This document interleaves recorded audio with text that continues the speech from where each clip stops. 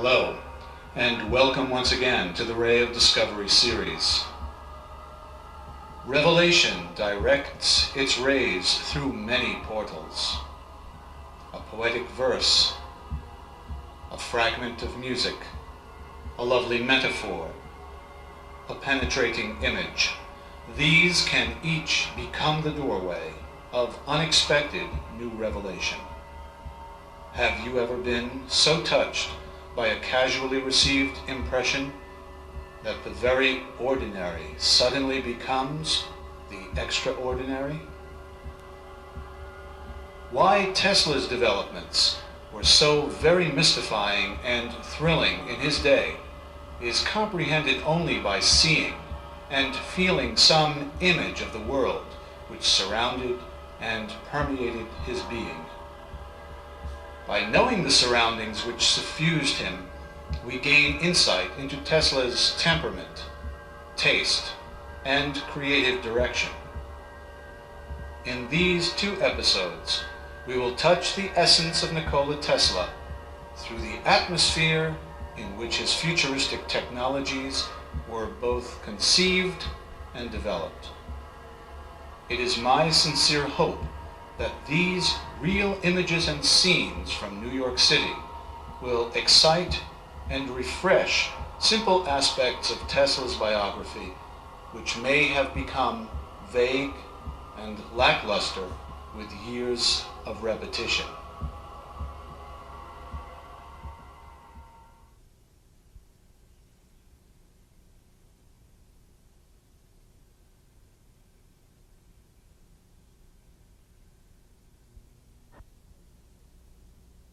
Much of Tesla's habitual surroundings yet remained. When he arrived in Manhattan, it was a place yet untouched by his genius. Fashionable new brownstones such as these, luxurious parks and gardens, broad tree-lined avenues, all pointed away from the congested downtown area in directions north, toward lush, endless green forests. It was a rare time, elegant, quaint, not yet metropolitan. The year was 1884. The simple portfolio which he held walking the streets contained the secrets of a fundamental power revolution which would soon permeate the very dreams of North America. This was a time poised between strokes and chimes of a delicate clock, ticking into a future which dreamers, like Nikola Tesla, were spinning from visionary fabric. His mind stimulated to new dreams, his eyes filled with the gleaming world of sky-vaunting crystal towers, sharp beacons of white light, and wonderful flying machines. The metropolis of the future was his secret world. Into space, then, into the space of mind and heart, the dream space from which all wonders emerge. Tesla dreamed in colors, his visionary experiences having been the substance from which each of his astounding discoveries and designs were drawn. The placid space, a thesaurus from which emerged new and wondrous realities, was his familiar geography. One cannot help noticing that Tesla instinctively sought locations which evoked new vision. Vistas and open spaces were a reminder of his homeland. And now, as if from a dream, we find ourselves walking in Tesla's own footsteps. His long walks, more like odysseys in the late afternoon, led him among the new brownstones and the floral splendor of the Victorian New York City, which he came to love. Himself for a time the very center of technological change, Tesla literally witnessed the transformation of Manhattan from quaint brownstones to large buildings of iron. Tesla arrived in America with introductory letters which brought him into the employ of Thomas Edison. The Edison DC power system, whose continual breakdowns were far too demanding for Edison himself to attend, required a highly trained individual. That individual was Nikola Tesla. Edison became infuriated when Tesla suggested developing a more efficient electrical system. Edison retorted that a fortune would be personally given to him if he could design for Edison a better DC generator. Tesla immediately set to work on developing DC generators for Edison. He presented these drawings and blueprints in person, expecting to be equally met with legal documents and royalties as promised. Edison took these designs and implemented them without the promised reward. This incident forced his departure from Edison in 1885. With monies given him by financiers attracted to his work, Tesla established his first private research laboratory among these very iron buildings on Grand Street. Here, Tesla developed arc lamps and arc lighting systems in an attempt to gain the personal independence needed to sustain his love for pure research. This first small private venture collapsed after unscrupulous investors, while helping themselves to first profits, managed to leave Tesla penniless. Once again, Nikola Tesla walked to the gray streets of the industrial New York neighborhoods. Sustained and encouraged by an unfailing reserve of visions and dreams of the future, was not enough, however. Having run out of options and openings, and at the mercy of daily necessity, Tesla was forced to find a more immediate kind of work. Tesla dug ditches, laid cables, and set cobblestones. A truly ironic twist, these excessive labors were performed at minimum wage for his old employer, Edison. Tesla was forced to live in cheap rooming houses, growing more and more poverty-stricken with each swing of his pickaxe. It was an intolerable time for him. Edison's Power and Light Company was filling the city with direct current, most probably generated by the very machines which Tesla had designed. Tesla's incessant talks on polyphase so impressed the foreman of his digging crew that a meeting with certain promoters was arranged. After hearing of the polyphase design, A.K. Brown, an outspoken opponent of Tesla's direct current system, came to speak with Tesla. Before rising out of the ditch in which he was found, Tesla demanded a financial stipend, a complete machine shop, and a research laboratory of his own. He was, in an instant, pulled up out of this first nightmare. Thereafter, Tesla developed and patented scores of polyphase designs and working models. Through a joint venture with George Westinghouse, Tesla became a multimillionaire literally overnight, propelling him into an incredible future, one which seemed unlimited with promise and possibilities. On what is now called West Broadway, Tesla opened his most famous and most magnificent laboratory.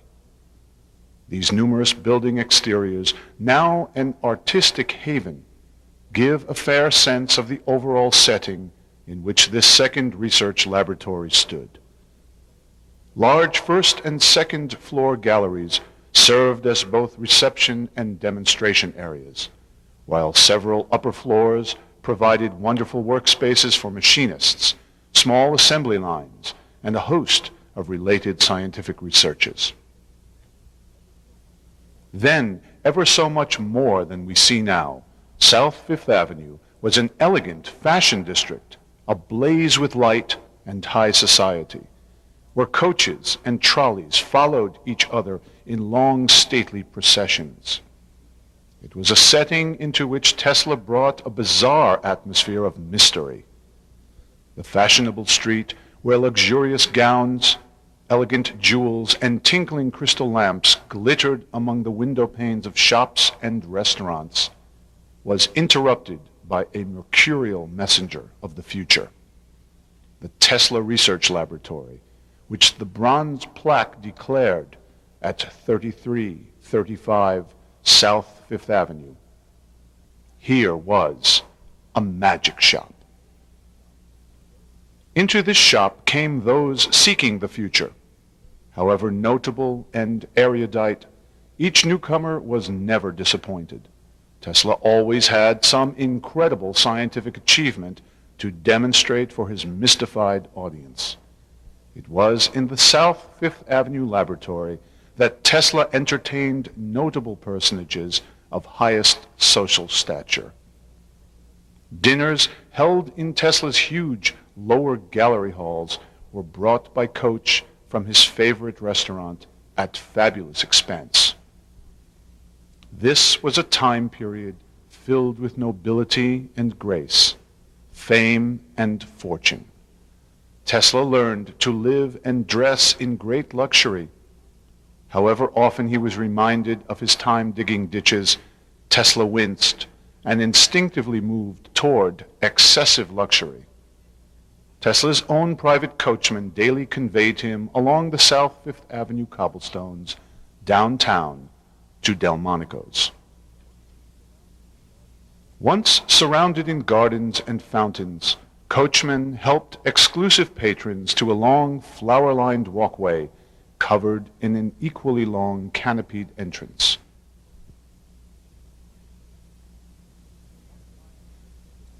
The one-time epitome of elegance and charm, Delmonico's brownstone exterior is now dwarfed by defiant towers of steel.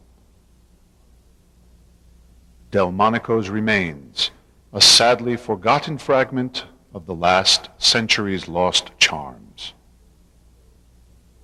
Through windows and doorways, now hazy with time, we glimpse ornate reception lobbies, once flooded with the pleasant music of string quartets, and of chandeliered dining halls, once filled with society's notables.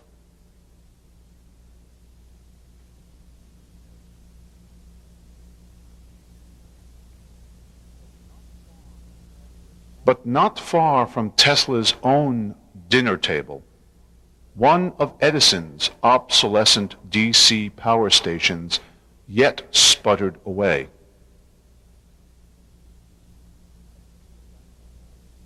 Edison's dynamo halls were a strange combination of engineering laboratory, research facility, machine shop, supply terminal, public display, and business office, all brought together under a single roof in characteristic Edisonian fashion. Edison and Tesla, the two electrical knights, were carefully watched from a distance by a tightly knit group of financiers. Caring little about the technology itself or its importance for humanity at large, these old family dynasties prepared their moves when once it became apparent who the victor would be. Tesla's polyphase sword forced Edison to yield. Technology was providing new avenues of social power. John Pierpont Morgan had early realized the worth of science and technology in creating profit. He collected and traded inventors and their inventions like so many playing cards. There were plenty to be found. It was a time curiously filled with these kinds of intelligent groundlings. One by one, Morgan erased the dreamers which he collected, while squeezing out liquid gold from their dreams. Thomas Edison was one such unfortunate victim. Morgan's rulership of his company forced the once boyish Edison to produce far beyond his own very human limits of endurance. When Edison failed to produce the noteworthy inventions which characterized the wondrous days of his youth, Morgan abandoned him completely. The sad, once great inventor became a venomous and embittered shadow when once Morgan had purchased him mind and soul.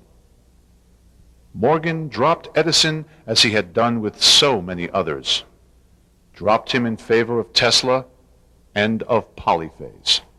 The technological revolution envisioned by Tesla in so many dreams spawned an industrial explosion which transformed Manhattan Island.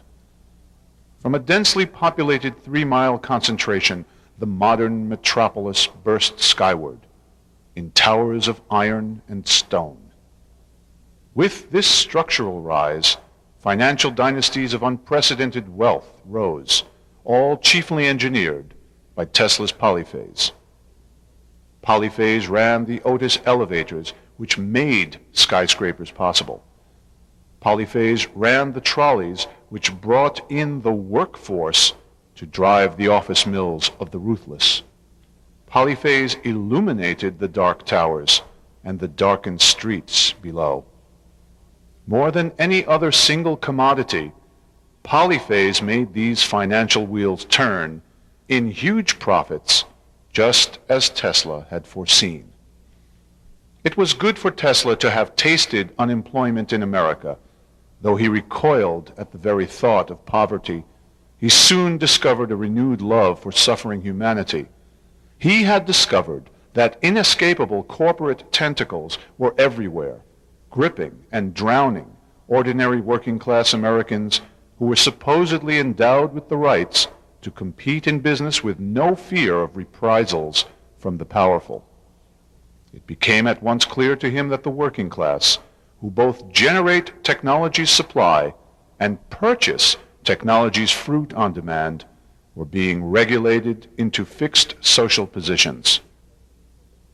He would do his best to proliferate the spiritual equality of first American principles, principles founded by the Pilgrims long before the arrival of their Puritan persecutors. Tesla was the latest featured attraction of the New York upper class, whose bored and mediocre mind state needed the constant stimulations of such excitement. Inventors and other working-class individuals of the Industrial Revolution would provide an exciting new entertainment. But Morgan was possessed of other excesses. Domination was his entertaining lust, seeking entry into the AC industries with a classless, avaricious vengeance. On the social surface, all remained serene for Tesla, a pleasant pool. Tesla was now the darling of the uptown social classes, the envy of New York City investors. Speculators were intent on riding the Tesla magic carpet to riches. But the circulating streams of Tesla's life had become as complex as the polyphase currents circulating in his generators. Now Morgan, intent on buying the entire technology of polyphase, sent attachés directly to Tesla himself. Tesla repeatedly and politely rejected Morgan's now insistent gestures, reminding him that he too was a multimillionaire. Morgan warned Tesla that his resistance would prove fatal. Returning to Tesla after a time, Morgan informed Tesla that he had succeeded in monopolizing the industries which produced power lines and cable. Without him now, there would be no way for Tesla to export electrical power to his customers. Tesla calmly informed Morgan that a means had already been found to eliminate the need for power line technology, and Morgan laughed at what he believed was a simple whimpering bluff. Finally, Tesla was infuriated. His dream of flooding the world with light, comfort, and equality would not be stopped by pseudo-aristocratic thugs. The truth was that Tesla had already made an accidental observation which completely separated him from polyphase and conventional electric science forever. The year was 1891. The abrupt interruption of a high-voltage DC arc was felt by Tesla as a stinging shock, though several feet from the working system. He examined this phenomenon with greatest interest. Electrostatically induced rays were found to be the cause. The light-like rays were strong and penetrating, possessed of mysterious characteristics. Joseph Henry first observed these rays in 1842. Elihu Thomson later accidentally generated them in 1872. These piercing rays differed from the weak electromagnetic waves which Maxwell had predicted. Heinrich Hertz had not generated them. Tesla conceived of a system by which electrical power could be broadcast directly through the air, one which required no power lines at all. Accepting an invitation by Sir William Crookes to address the Royal Society of London, Tesla demonstrated this phenomena in 1892. The new and astounding discovery of electrical rays sped throughout the financial world. Upon hearing of these announcements through technological advisors, Morgan was outraged. His large investments in the technology of power lines had been eradicated in a single stroke of Teslean genius. Having returned from his triumphant European lecture tour, Tesla undertook the construction of special new generators and large transformers. These produced the non-alternating impulses capable of radiating electric rays through space. Tesla's new announced broadcast power system would ruin Morgan's monopolistic plans. This rare examination of interior spaces near the South Fifth Avenue laboratory reveals the scale in which Tesla conducted this research, a scale now considered gargantuan to all but military researchers. What began as a gentleman's duel would end in disaster for Tesla. Tesla now found himself in a network of Morgan's shadowy intrigues. Morgan's audacious forays were further complicated by the steely tenacity of his own daughter Anne, who refused to depart from pursuing Tesla at every turn. Anne Morgan's brooding fascination with the dark millionaire grew into passions and obsessions, which later proved deadly. Tesla had been known to work through the early morning hours in upper laboratory floors. Was it only chance one night which led him out of the building to enjoy an early and prolonged dinner at Delmonico's? Shortly after midnight on March the 13th, 1895, Tesla was interrupted at 2:30 a.m. by his frantic technical assistant, Cole Mangito. The wonderful South Fifth Avenue laboratory was on fire. Explosion after explosion rocked the fashionable district as laboratory floors fell one upon another. The entire structure was reduced to a smoking amalgam in a short time, the obvious work of hired saboteurs. Tesla stood alone and for a time devastated. The fire, a foiled death attempt, had consumed everything of value which he had cherished. The entire armada comprising his ray technology had been wiped away in an instant. Most of his money had been placed in this new technology. Tesla wandered off shortly after sunrise amid the swirling ashes and could not be located by worried friends or associates for days. Fire burns dross. Untold transformations took place in his mind and heart. Tesla returned with a firm resolve to establish a new and subversive regime of power, one which would effectively burn away all memory of his own polyphase technology. With what funds he had yet retained, Tesla announced the opening of his third great laboratory at 46 East Houston Street, this the probable site. Morgan was shocked to hear that he was still alive. Tesla publicly requested funds from Morgan, quote, that great visionary financier, unquote. Morgan, fearing public accusations of involvement in the laboratory fire, publicly yielded a sizable sum to Tesla. Tesla's reprisals would be far more complete than Morgan could ever imagine.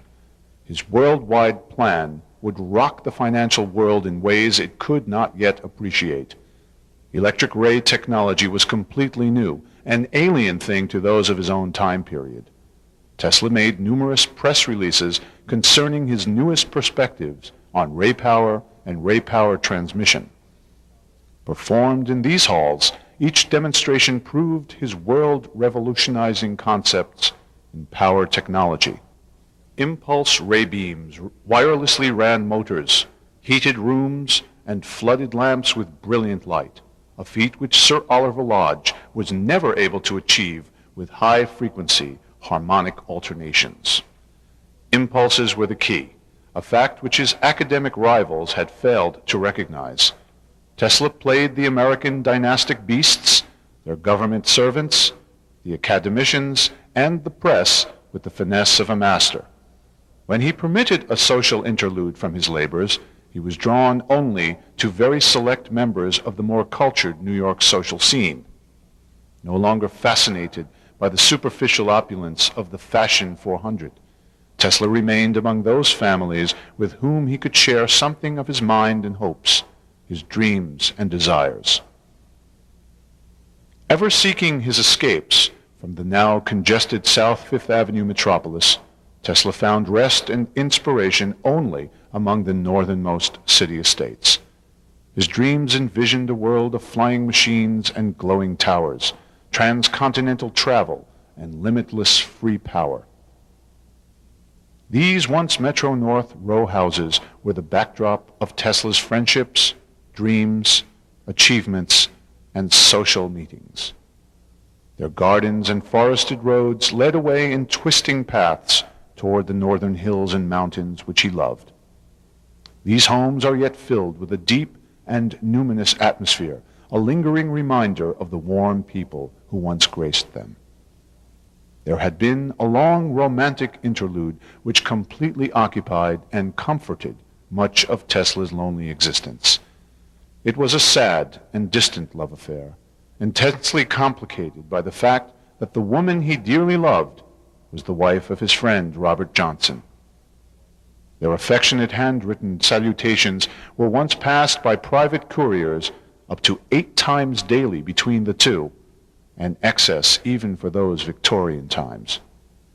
Tesla resolved to put this affair away, bringing the entire romance to an abrupt and devastating halt for Catherine.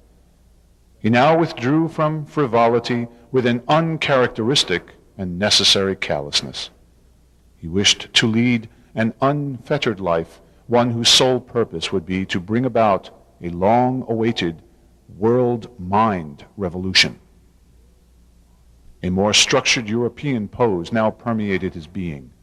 It was a resolve which later became an obsessive demand and a social impediment. Tesla knew that Morgan failed to recognize the power which men such as Edison and himself concentrated. The visions, the dreams, the ideas, these were the first source of power, the metaphysical secret behind the physical technologies. The metropolis was again growing to the north. It was a renewed interest in space, skyward space, which drove him away from the old city center. It was time to move onward, northward. Hotels. Tesla loved hotels. A tower penthouse was his goal. A new and fashionable style of hotel and apartment complexes were springing up all along Fifth Avenue as the avenue moved north. Hoping to merit a place in the famed Waldorf Astoria, he was compelled to choose several less merited hotels with care. A permanent apartment in the Waldorf would grant him access to the more adventurous and youthful financiers which began to emerge. Visibility was the key. Maintaining his distance from the Edison conglomerate at 65 Fifth Avenue, he chose his habitations with the care of a spy. Here in the northern city reaches of that time were new windows on the future.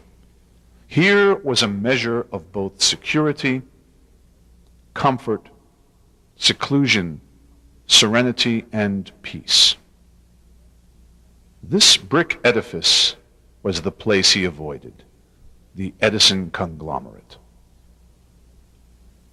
Although he never lacked for company, Tesla chose new seclusions. There was a steady supply of socialites intrigued with meeting him. On this he could rely in times of inner desperation, a desperation which he veiled in a myriad of ways. All were naive to this game, save the one who continued to love him and seek him out.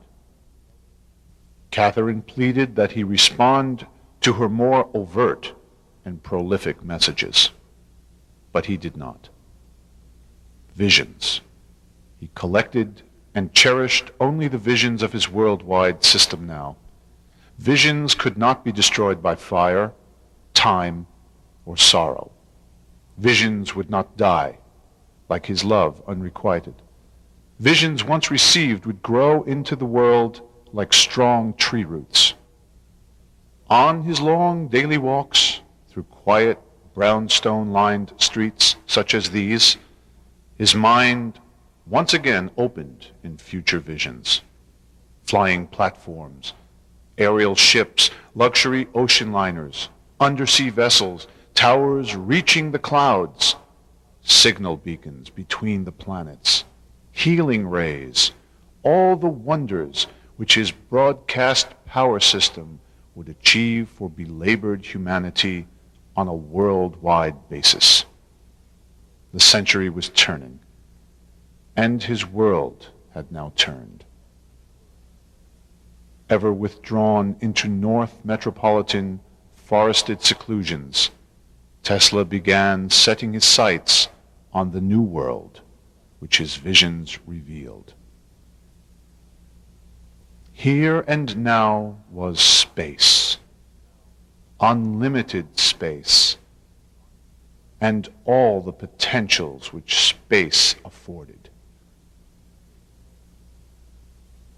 Space into which his dreams and visions could find paths to wander, grow, entwine, and bear fruit.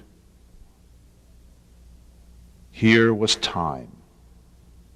Yes, above all, here was time.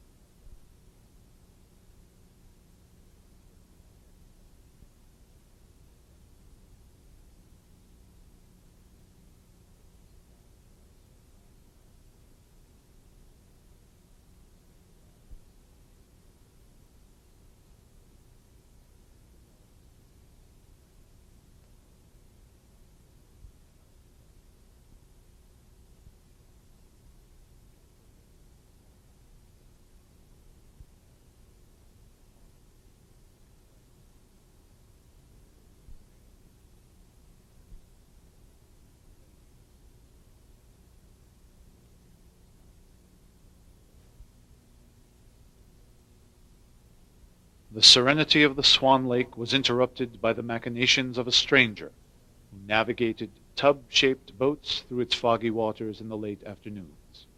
His tall, bedecked appearance, surmounted by the inimicable top hat, was poised before a podium-like control device.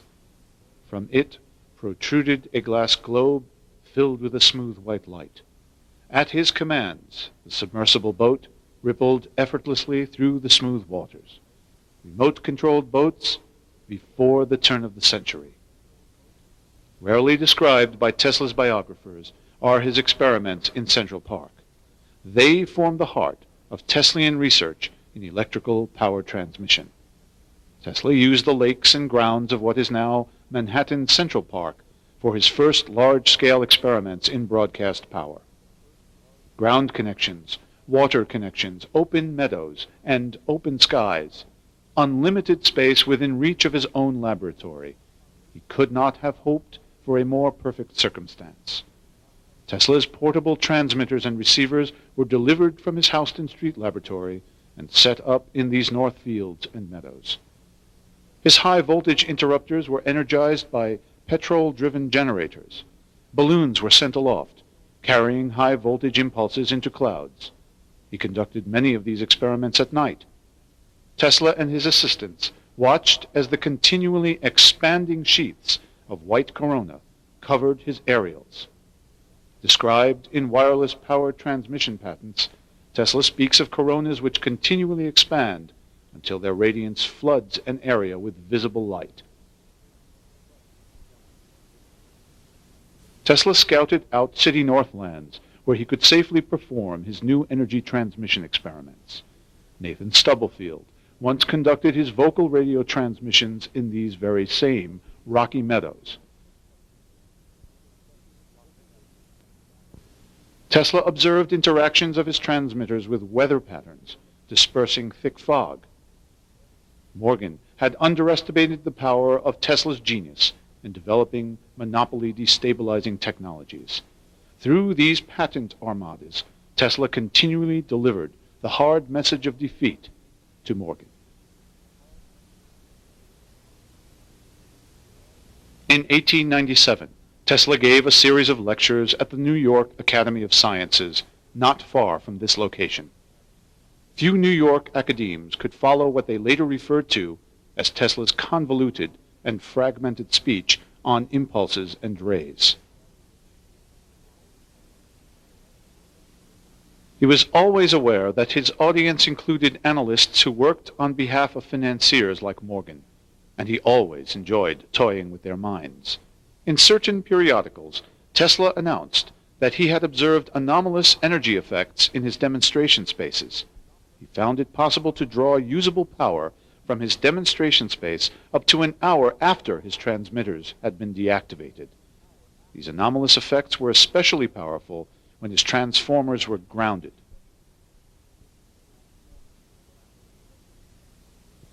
Tesla discovered strangely increased power outputs when the ground-applied impulses were of both fixed polarity and tempo.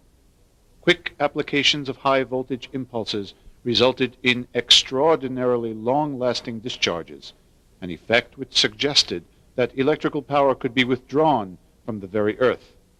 If true, this discovery could liberate humanity from its dependence on the fuel cartels. He was positively enthralled. This energy could be obtained anywhere, everywhere.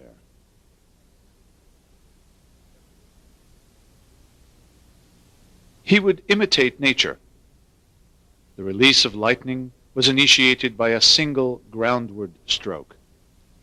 The resulting uprush of current lasted for longer time periods, a leakage of extra power from the subterranean reservoir. He too would stimulate the earth with special and quick impulses, deriving greater energy from the uprushing currents. The device would effectively act as a huge pump, priming the underground reserves of absorbed electrical energy. For here was evidence of an energy reservoir, one which found its probable source in sunlight. But what was it in sunlight that the earth absorbed?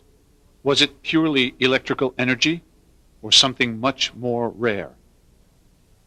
Furthermore, if lightning in its vast power was simply a leakage of excess power, what sort of vast reserves lay in deeper ground strata? Tesla's new dreams began to take defined shape.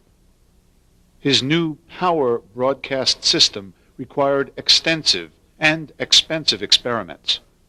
These would necessarily have to be conducted at safe distances from every city. He pitched his proposals toward the New York investors once again, publicly requesting funding from J.P. Morgan. Morgan, hating both the public eye and Tesla's possible reprisals, again complied. It was a small price to pay for his own peace. But how long could he allow Tesla to achieve against his own cartels? Tesla continued to calmly play this hand until the elder Morgan's death. It was a blackmail based on Morgan's first offense.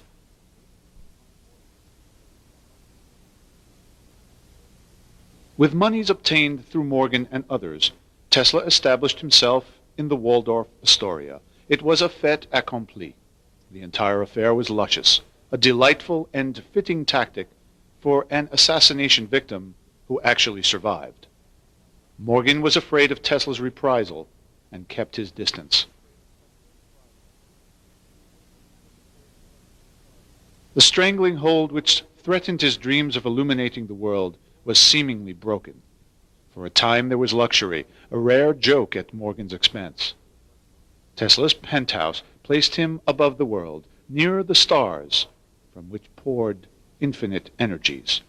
It was with these energies that he would be principally concerned for several decades.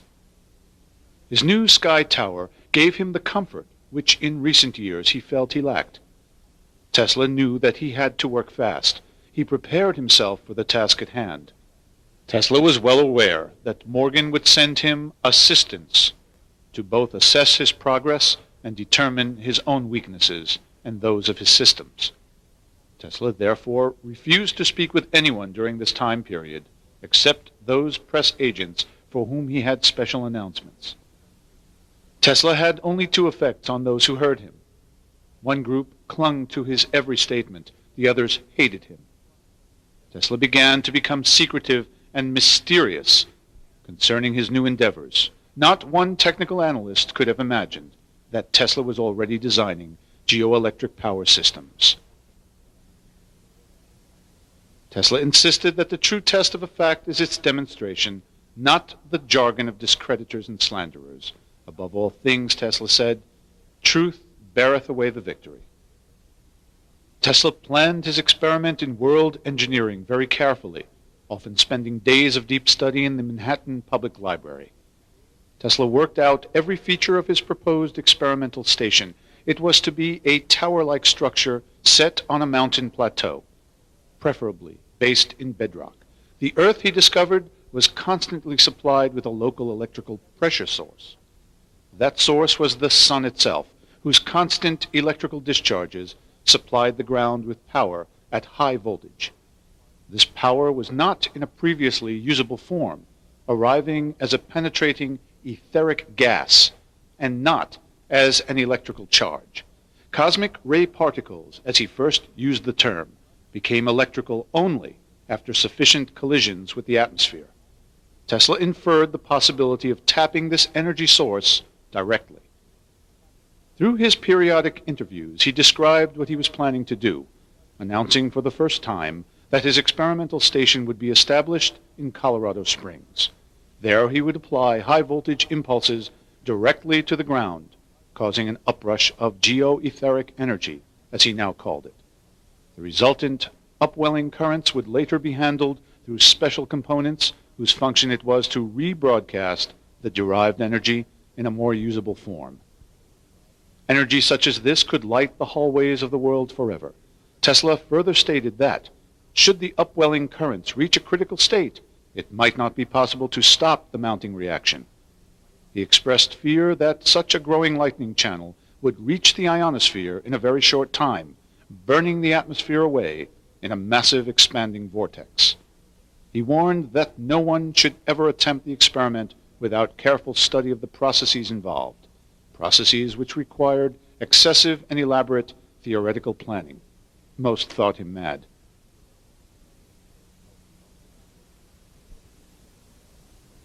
A journey from New York City to the West could not be a light undertaking. Every detail had to be pre-planned with careful discretion. He always resorted to Bryant Park, here, after his extensive study periods, the large cultivated garden which lay behind the library. Here Tesla would relax with his portfolio in hand in the late afternoon sunlight. The famed Professor Dmitri Mendeleev had recently published several articles on the etheric gas, which he described in chemical terms. Utilizing his own periodic table, Mendeleev claimed the existence of a zero group, ultralight elements preceding hydrogen and having the nature of inert gases. Mendeleev proposed that the ether is actually a mixture of several pre-hydrogen gases, a rich atmosphere produced by stars and by the sun, and which filled all of interstellar space. Our own local ether source, the sun, delivered sufficient pressure to supply all our energy needs for eternity.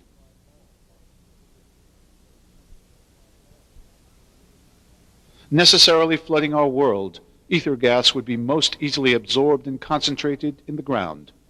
Ultra-gaseous, highly permeative, and non-chemical in its nature, the electrical atmosphere filled all terrestrial matter and yet was not detectable by ordinary means. the sun, a messenger of divine revelation once again.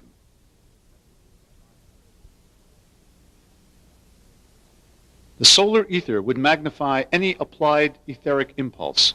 Growing in strength with time, a whisper would quickly become thunder.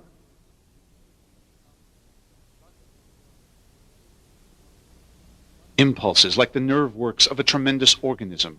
Could he convert the planet into one immense communicating web? Innumerable connection points, like a neural network of infinite capacity.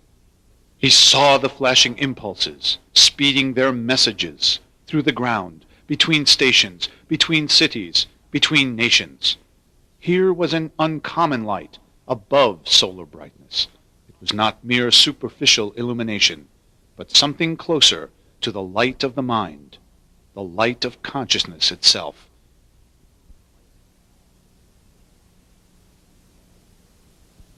Could he transmit thoughts or visions directly through the world? Any device which employed etheric energy such as this would supply limitless power to the world forever, as long as the sun endured.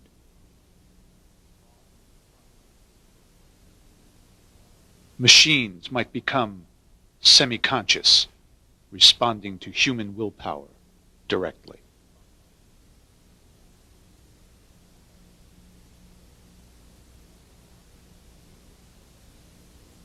Months passed. Tesla had already completed his experimental work in Colorado Springs, the mammoth station whose exact purpose no one could yet ascertain would soon be demolished by predetermined plan. That morning in 1900, courier service delivered a large package from Tesla with the bold script, "To Commodore Morgan," written across the broad label. Advisors were quickly summoned to the Morgan mansion. The enclosed note stated that, after finishing up affairs out west, Tesla would be arriving in a few days by rail. Morgan sat with intent gaze as analysts and advisors carefully examined the piles of photographs which Tesla had sent. In local press interviews, Tesla stated that he engaged geoetheric energies with astounding results, but the examiners were baffled. Beyond the sheer size of the photographed spark discharges, nothing seemed extraordinary. All they were able to assess was that Tesla had flooded the ground with current and, in keeping with known electrical laws, measured an expectable slight rise in output. Morgan went to the window and looked out, distracted. He listened, but could not inwardly rest concerning the strange man and these seemingly harmless photographs. Morgan sensed that there was a cryptic aspect, a confrontational reply which eluded all of his learned advisors. In this matter, none could help Morgan. They examined and re-examined the photographs for hours, but could find nothing really significant to cause concern. But this was his manner, Morgan exclaimed. His damned, secretive manner. Morgan knew he was being duped again by a far more piercing intellect than he had ever engaged before. Morgan burned the midnight lamp, seeking some means to obtain Tesla's exact purposes without directly confronting him.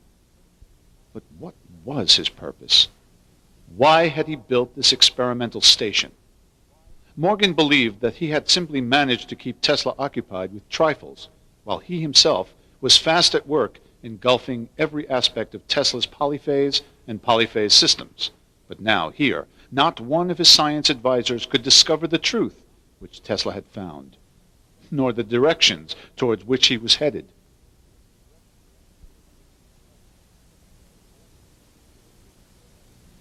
The arrival of Tesla was courteous and warm. The men shared whiskey and spoke of the future, while reading each other with cool panache. Tesla asked for a grant to establish his first magnifying station in Long Island. Speaking his outlandish and unscientific jargon, it seemed clear that Tesla would not pose a viable financial threat to anyone in the future. Morgan was convinced. Tesla had indeed lost his mind. And the minor expenditure of monies were all well spent in Colorado Springs after all. Distracting Tesla was profitable. Why not grant him another stipend, As far as Morgan and his staff were concerned, Tesla was off building fantasies.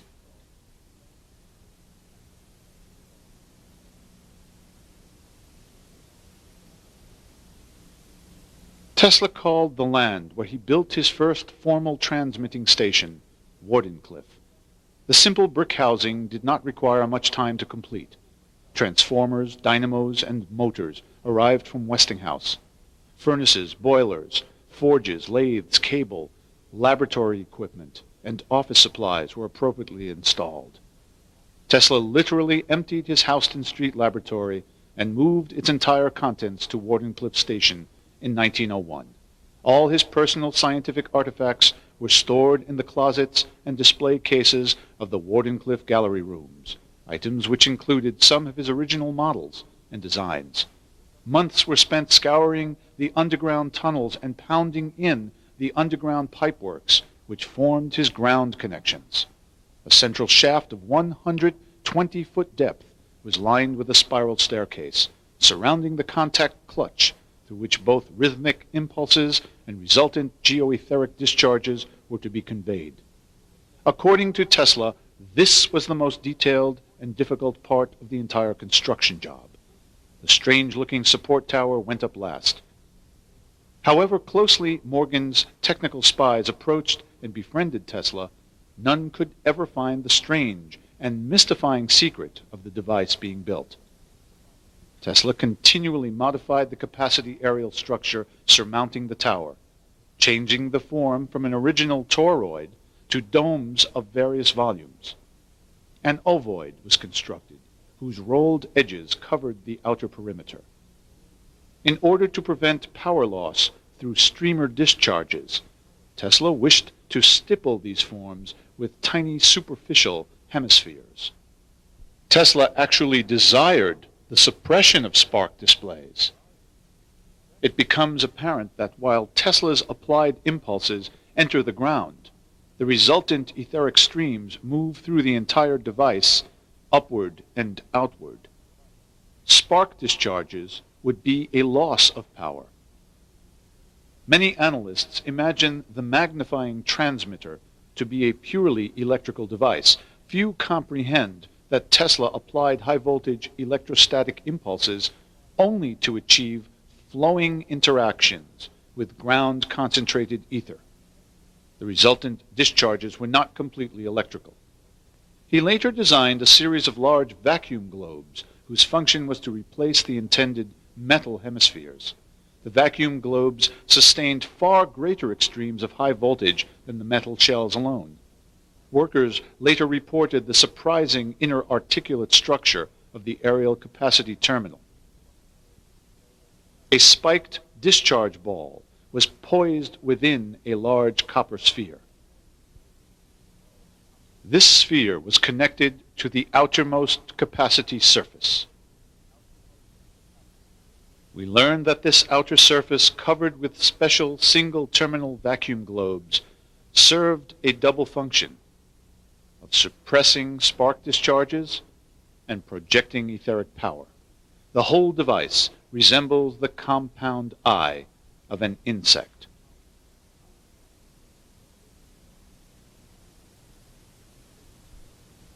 The magnifying transmitter drew energy from the ground itself, pre-electric ether gas under intense pressure. One brief close of the switch and an equally quick opening brought a barrage of white-fire discharges lasting for nearly half an hour. This, then, was the wonderful secret of the magnifying transmitter. Tesla had found that the strong, sudden electrical stresses of his impulse transmitters vented ground-absorbed ether in collimated jets. This geoetheric energy was ether gas under great pressure, being pushed outward from the capacity terminal with tremendous gaseous force. Etheric energy became electrical only after sufficient bombardments with matter, producing the brilliant white colorations. Tesla revealed the intended final form of his magnifying transmitter in a series of diagrams, many of the worldwide applications of this world broadcast system being conceptualized. Tesla described how trains, cars, trucks, omnibuses, planes, dirigibles, and transoceanic liners could simply absorb etheric energy through the air. The diagrams which Tesla approved reveal the atypical feature of etheric discharges, which dynamically interact with their absorptive receivers.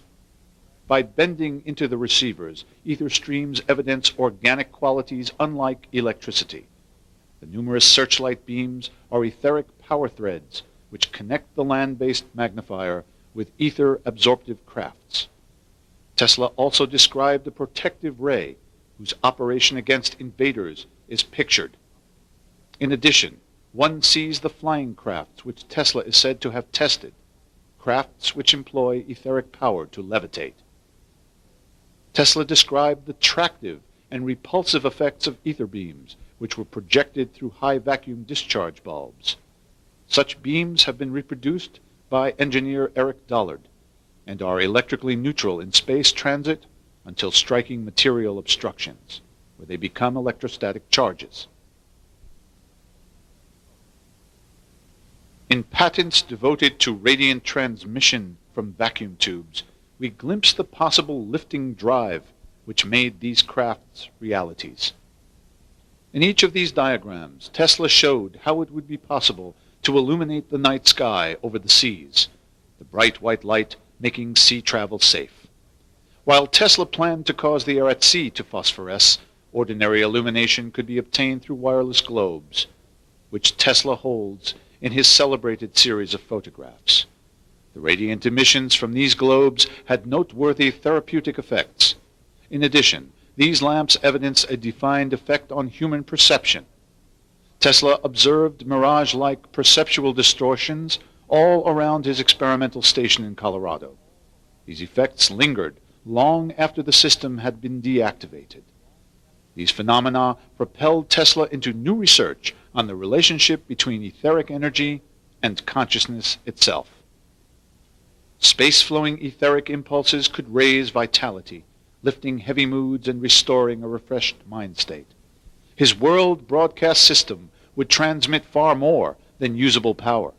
Equipped with a knowledge of etheric impulses and their permeating effects on human consciousness, Tesla planned to deliberately increase human energy, the energy of human consciousness itself. This was Tesla's chief reason for building Wardenclyffe. This was his ultimate reprisal. Had he discovered the means for triggering an uncontrolled consciousness by the application of specific rhythmic impulses? Ether-raised consciousness would prompt world-mind revolution at ungraspable foundations.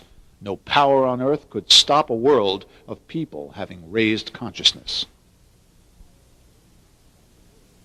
Tesla planned the constant transmission of mind-elevating impulses while covering the real operation of his system with talk of wireless telephonic exchange.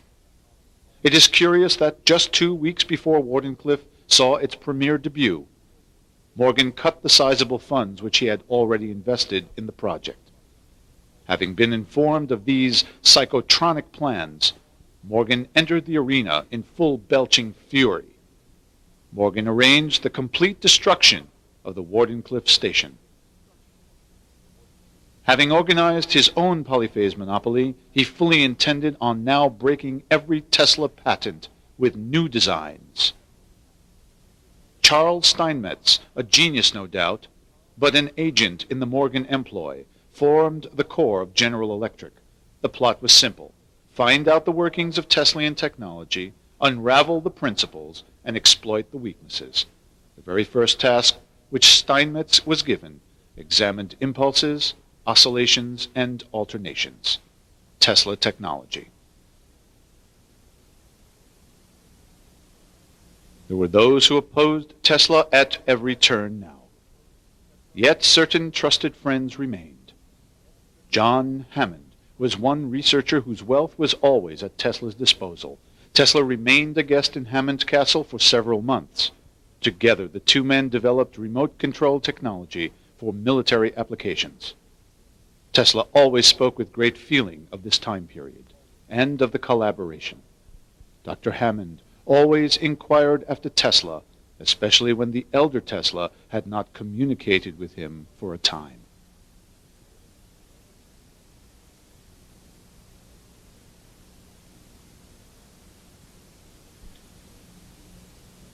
Managing his own now meager resources with small consultant jobs, Nikola Tesla was forced to work for mere wages once again. A photograph taken at the opening of Marconi's New Brunswick VLF station is telling. The face of Tesla says it all. Pain, anger, outrage, deprivation, strain, sadness.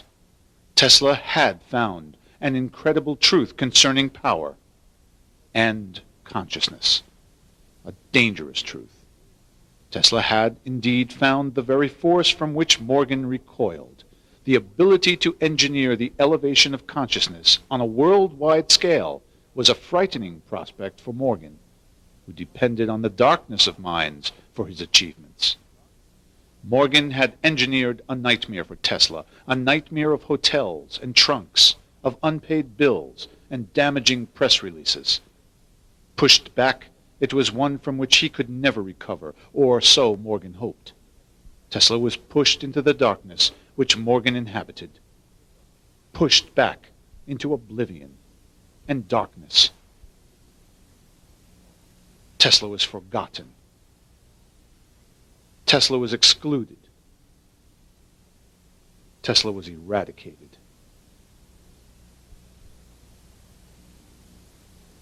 Can the truth be made to appear as a lie? Court proceedings, obviously swayed by Morgan, declared Marconi the father of radio. Can the sun appear a shadow? Academes derided Tesla, claiming that he had achieved nothing.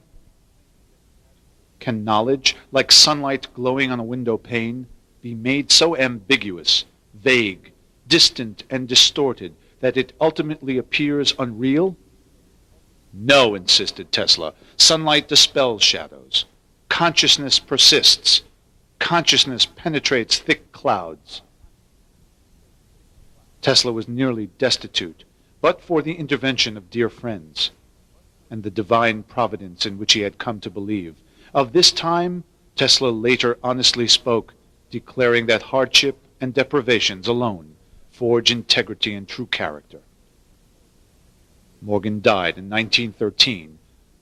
Tesla at least was still alive. He had outlived his persecutor. Perhaps now there would be a sunrise which might lift him from his sorrows. In photographs taken from this time period, we see him in his laboratory office, just across the street from the Manhattan Library.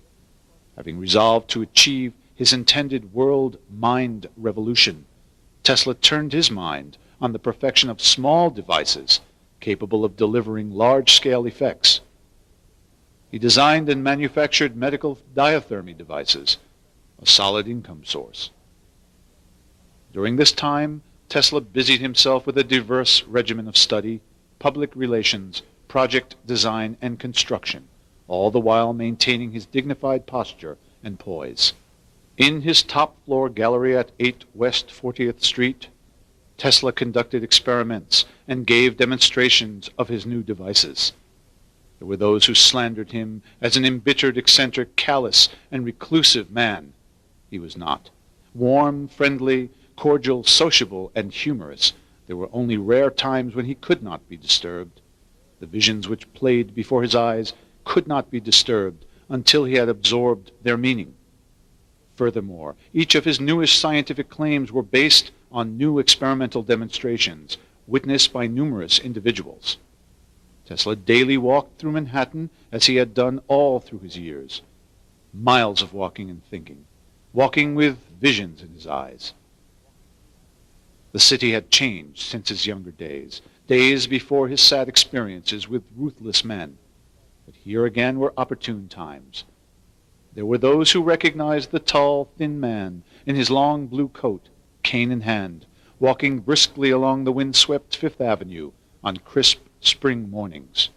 The sunlight again on his face, Tesla emerged from shadow to light, changed only in his friendly approach to people. Young admirers from his native land often too shy to speak with him directly, would attempt following him for blocks, often unable to keep up with his rapid and vigorous pace.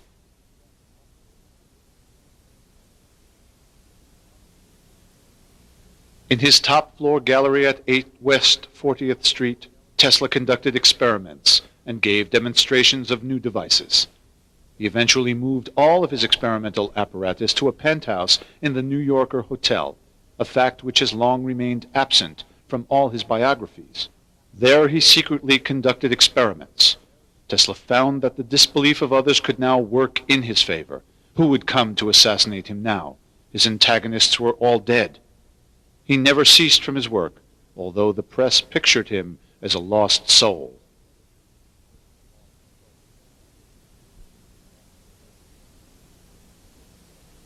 The time was again ripe for ideas to take root.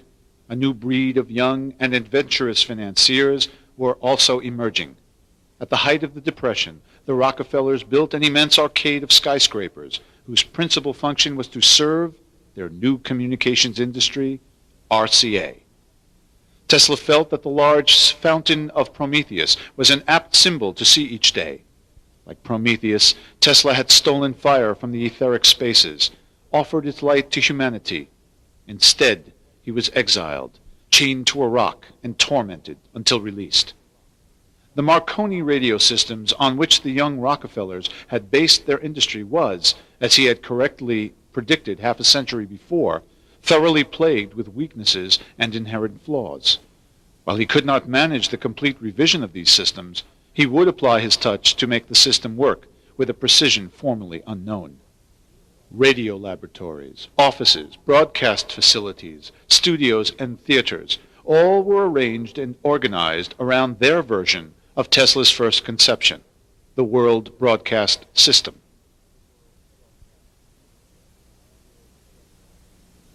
While NBC was not an etheric system, neither a broadcast system capable of directly communicating elevated consciousness and intelligence, nevertheless, it served as a reminder of Tesla's first attempts. Radio engineers of any worth thrilled to Tesla's former exploits, along with the young financiers who were thrilled to meet him personally. More than this, they needed his genius once again.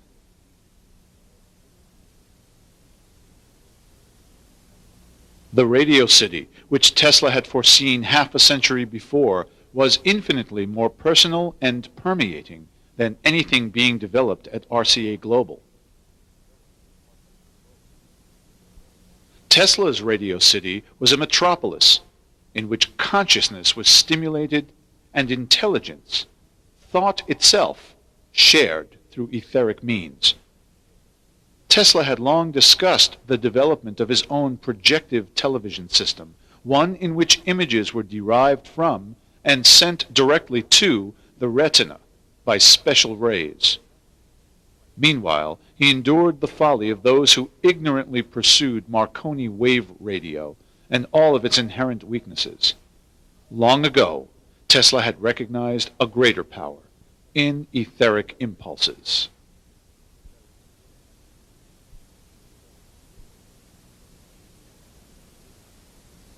Like Mercury, the winged messenger of ancient mythology, a special light had messaged its revelations to Tesla, who in turn sped off to share his visions with the world.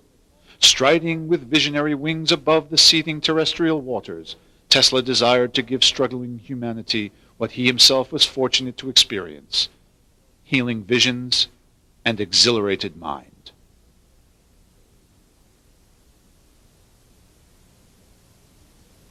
Tesla walked daily to the lovely and serene St. Patrick's Cathedral, where he enjoyed the peaceful serenity of quiet meditations. Tesla fed pigeons here, received fresh visions, and wrote profusely.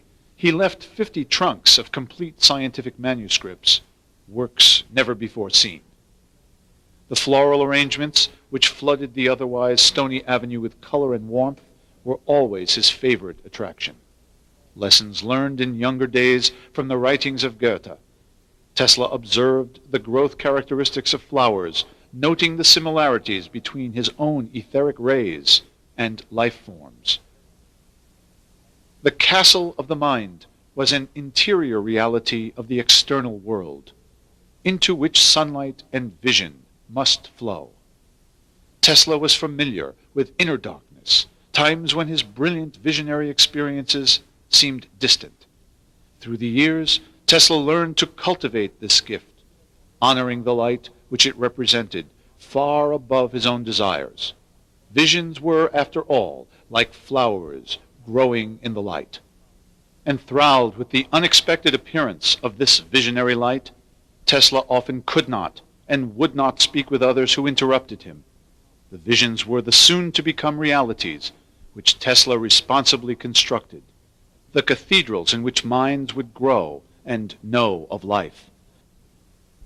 Tesla carried worlds in his heart and on his shoulders. He was only disappointed and pained when humanity shrugged the burden which vision commanded. "I come here to think," so he once told a young admirer who found him walking through the huge Grand Central Station. His eyes were no longer piercing. They were magnetic and gentle. He sensed and thrilled to the times once again, for here was living action, here was vision and excitement, here was vital communication. Society had actually manifested the mind-elevating exercise which he had stimulated so long ago. The world had flickered in time from depression up into heightened awareness. The world had transmuted from ornate to sleek. There exists a permeating mystery in the last years of Nikola Tesla's life. The obscurity into which Morgan had him plunged left its mark on Tesla, yet he emerged in later years with adequate financial funds to begin new research which few mention in their biographies. The New Yorker Hotel was the fashionable New West Side Art Deco hotel. It was an expensive place to live. How then did Tesla come to own 2 penthouses there? One was his living quarter, a large and adequately comfortable house. The other was later found by a curiosity seeker, a complete radio research laboratory. In light of recent discoveries, we know each of Tesla's statements were the result of real demonstrations. Tesla never stopped building and experimenting. He moved from the gigantic to the miniature with ease. Numerous parcels were continually brought to Tesla from unknown sources. Tesla's nephew reported observing a small and portable etheric energy device. It is apparent that Tesla had perfected several kinds of these devices, intending to unleash these on society. These would trigger his world-mind revolution, an unstoppable swarm.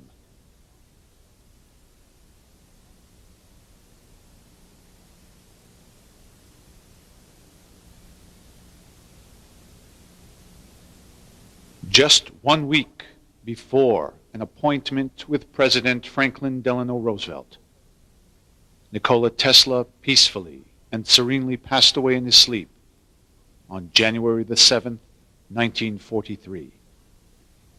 In his latter years, Tesla had developed psychotronic and radionic devices, systems which military groups were eager to obtain. The proof was the radionic instrument left in the Hotel New Yorker vault, a modified 10-dial capacitance tuner which was found. Wherever there are intelligent people who cherish vision, who love the mysterious, who look for the world of dreams and its fabled towers, the name of Nikola Tesla will remain among the true legends of the earth. See, the glow retreats. Now done is our day of toil. It yonder hastes new fields of life exploring. Oh, what wings can lift me from this soil? To follow